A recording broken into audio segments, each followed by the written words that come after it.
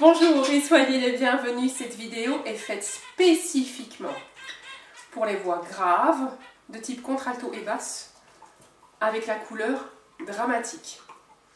Alors, dans le programme de mentorat du maestro David Jones à New York, nous avons reçu de la part du maestro une information vraiment essentielle et qui explique beaucoup de subtilité vocale, qui est les notes de passage. Vous avez des notes dans lesquelles vous passez par exemple d'une voix plus grave vers une voix plus aiguë. Et le maestro nous a expliqué dans les notes de passage qu'il y a une différence sur cette petite bascule laryngée, l'endroit où elle se place chez la voix dramatique. Donc, quand on est une voix dramatique, on a une autre couleur, on a un autre volume, on a une autre amplitude.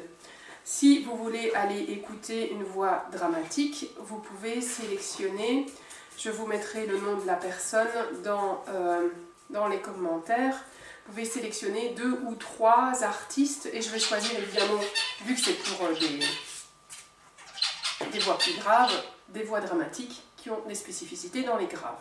Donc votre bascule laryngée n'est pas au même endroit qu'une voix légère du même type. Donc contralto légère, contralto dramatique, c'est pas le même point de bascule.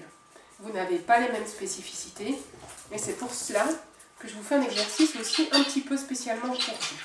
Alors, j'ai mon bébé chien qui est à mes pieds. Je vais quand même essayer de me concentrer et je vous ai sélectionné un tempo à 72 à la noire. Nous sommes toujours sur salade de fruits et on va glisser un petit peu dans vos graves pour vous mettre en valeur et explorer votre couleur, votre spécificité, ce pourquoi le public vous adore. Et vous êtes précieux en plus à tout le répertoire. L'introduction fait ici. Moi je vais chanter à la hauteur d'une soprane parce qu'aux dernières nouvelles je ne suis pas basse. Voilà vos notes.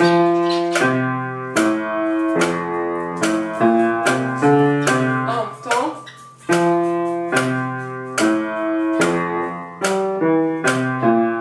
Un temps. Reprise avec l'introduction. Puis vous avez votre ligne mélodique.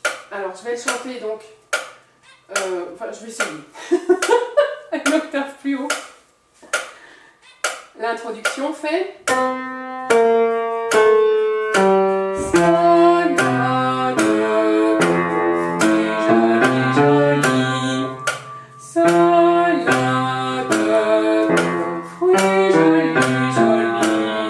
L'intro revient.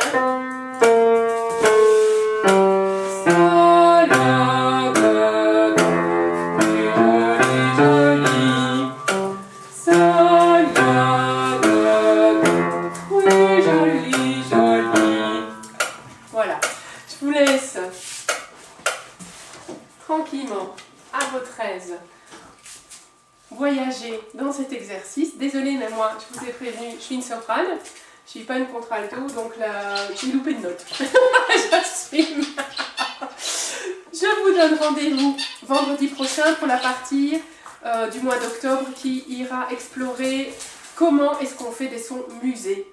Alors, ces sons musés sont aussi utiles pour les musiciens classiques que pour les musiciens de musique pop-rock ou les musiciens de variété et même de musique ancienne, parce que cela va vous apporter une autre façon d'abord de pouvoir vous échauffer, mais aussi d'ouvrir l'intérieur du fond de la bouche et du haut de la gorge, ce qu'on appelle ouvrir la bouche en vrai. Merci, prenez soin de vous, à vendredi de la semaine prochaine au mois d'octobre. À bientôt!